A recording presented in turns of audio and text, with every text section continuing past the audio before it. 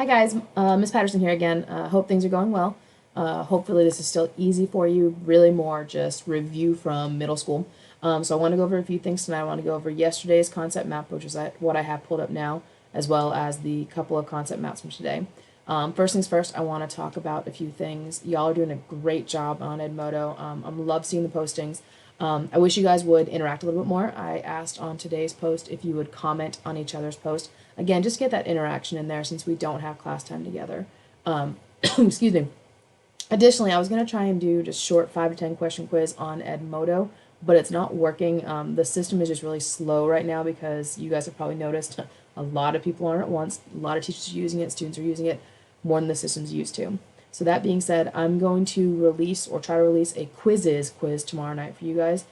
Keep in mind these quizzes are just formative. It's to see what you're understanding. As of right now, as the county put out to the community, to the public, we can't take grades. Nothing's going in the grade book. But I want to make sure you guys are keeping up with this stuff and you're understanding it. So I need you to join my quizzes classroom. I'm going to post a link in the same post as this video actually. So if you'll click that link, go on to quizzes, log in or sign into the classroom so that, sorry for the cameo by Mr. Patterson back there. So when I do release the quiz tomorrow night, it goes directly to you. Again, it's just going to be a quick 5-question multiple choice quiz to make sure you're understanding this stuff. All right, so on to yesterday's concept map. I didn't post a video last night because it was just the one concept map. Looking at everyone's posts, you got it, but I want to make sure that everyone has the correct information. So we're looking at symbiosis, which is a very close relationship between two organisms. So when it's two organisms not only live closely together, but work closely together. 3 general types we talk about: mutualism, commensalism, and parasitism. Mutualism is, we call it a mutualistic relationship because both organisms mutually benefit from it. They both are positively benefiting from it. Most common example is pollination. Because you've got the insects or the birds, whatever it is, they're getting food from the nectar of the plants, but then the plants are also getting pollinated, spreading their pollen to other plants in order to fertilize those other plants. Additionally, clownfish and sea anemones, anemones as Nemo would say, are mutualistic because the clownfish get a safe home.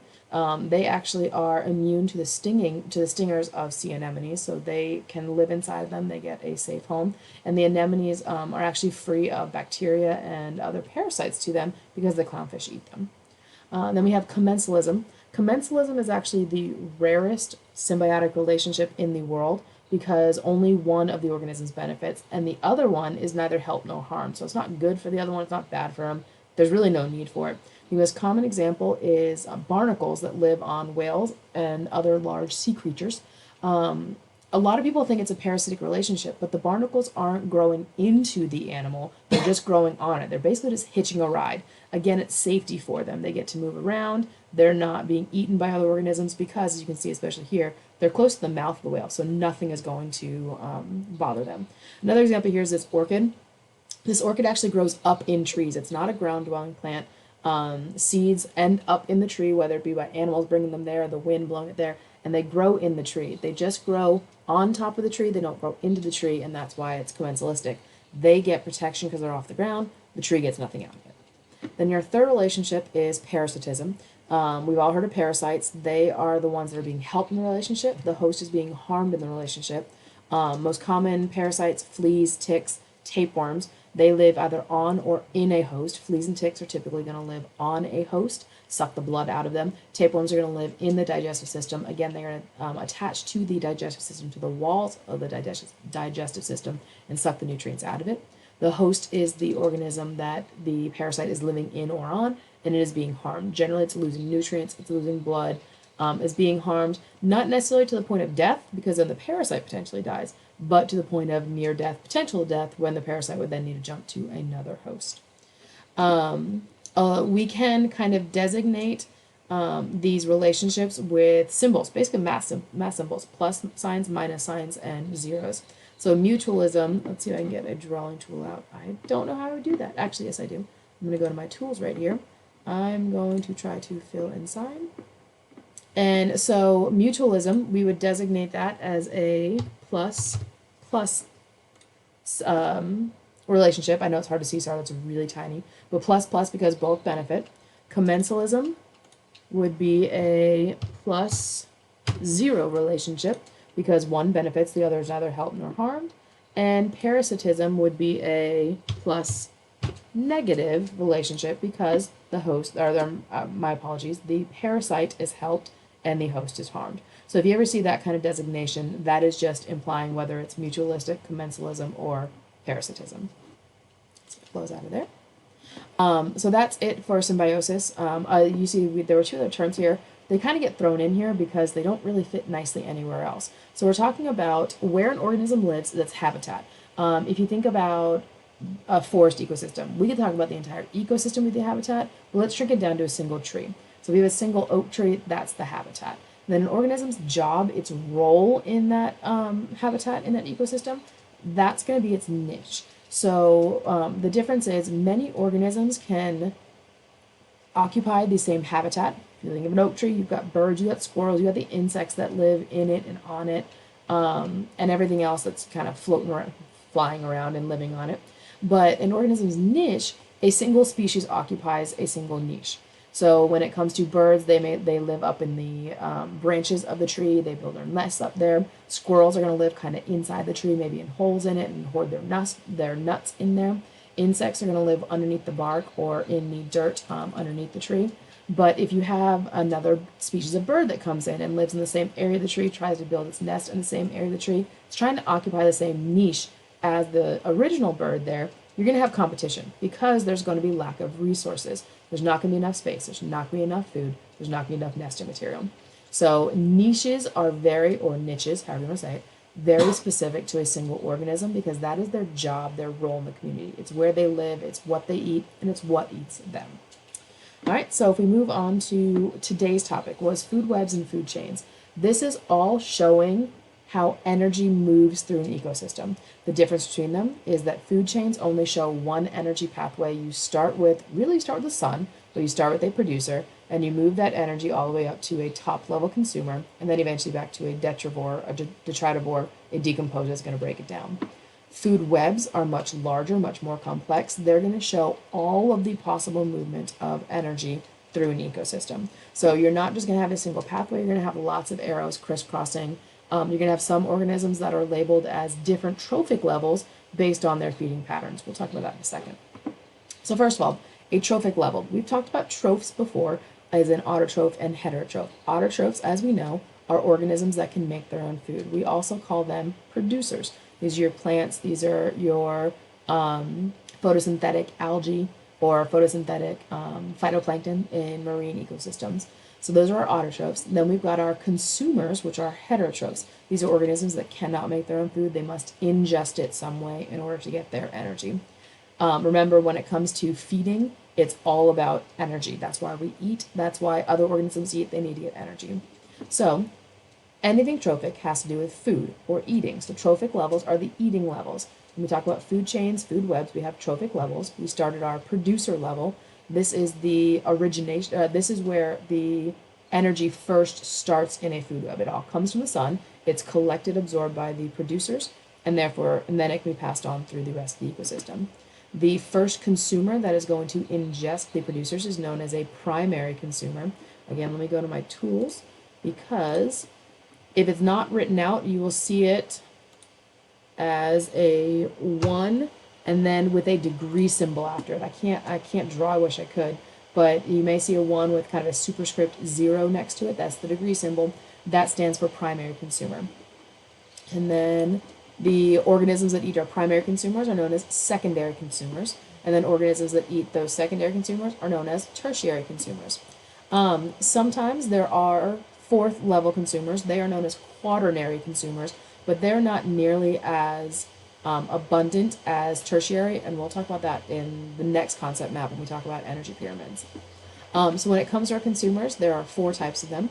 Herbivores, that's going to be your primary consumers. They only eat plants, herb meaning plants. You got your omnivores that eat plants and other heterotrophs. The prefix omni means all, so they are all eaters, all feeders. So they eat both plants and animals. That's typically going to be your secondary consumer, like mice. And then you've got carnivores, which are strictly meat eaters. That's generally going to be your third level consumers, and anything higher, if there is anything, they are going to eat other consumers. And then you've got your detritivores, your decomposers. These are scavengers or decomposers. So you've got like your vultures and other birds that eat dead and decaying matter. Or you've got your decomposers, fungi, worms that are going to actually break down already dead and decaying matter. Either way, they are detritivores and they eat dead things. So then that covers everything here. And then lastly, and I'm going to go over this kind of quickly, I'm running out of time in my time limit on this screencast. So when we talk about energy, remember it's all about energy movement through an ecosystem. So we talk about pyramids. Now, if you think about a pyramid, you look at the shape, we have a much wider base and we have a much narrower top. And as we move up the pyramid, we're moving up our trophic level. So the base of an energy pyramid represents the lowest trophic level, so that would be our producers. They, as far as energy goes, it's the widest part of the base because the producers have the most amount of energy because they take all the energy in from the sun. Then as we move up to our primary consumers, we get a little bit smaller because we are following the 10% rule. The 10% rule tells us that only 10% of any available energy at any trophic level is passed on to the next trophic level. That's because the other 90%, it is lost as heat because it's used for daily survival. It's used for just daily functioning. It's used for reproduction. It's used for repair. It's used for survival. So 90% of that usable energy is actually lost as heat through daily use. Only 10% is available to the next level. So we get less and less available energy, excuse me, with each energy, with the least amount of energy at the top of the pyramid. In this case, we have a primary, secondary, tertiary consumer. The reason why I said there are very few food chains that have quaternary or even fifth level consumers is because there's just not enough energy to move on to sustain those higher levels. As you see here, as I've been saying, the origination of all energy for every ecosystem is the sun. But again, producers, as we know, are the only ones that can trap that energy and turn it into usable energy. Now, there are also, so this is the energy pyramid, showing the change in energy from one level to the next. There's also numbers pyramids, which is just that. It's showing you the numbers of organisms. Again, it's still starting with the producers at the base, moving to primary consumers, secondary and tertiary consumers at the top. And you see that literally there are fewer bunnies than there is grass, there's fewer snakes than bunnies, and there's fewer hawks than there are snakes. That's because, again, it goes back to we have less energy available. So the bunnies, each bunny has to eat a whole lot of grass to sustain itself because of the minimal energy available to it.